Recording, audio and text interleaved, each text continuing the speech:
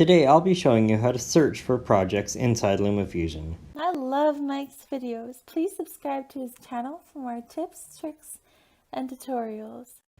Since I use Lumafusion to make my thumbnails as well as edit my videos, I have a lot of projects and it can be difficult to find the ones that I want.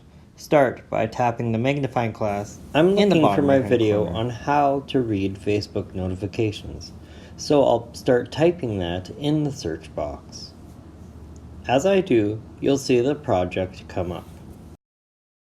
I can tap on the project to select it, then I'll tap once more to open the project and begin editing.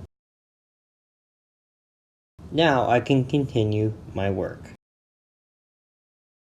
Let's take a look at one more example. I have templates for all of my thumbnails, including my Lumafusion videos.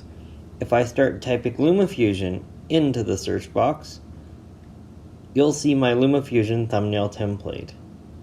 I'll tap on it once more, and now I can make the thumbnail for this video.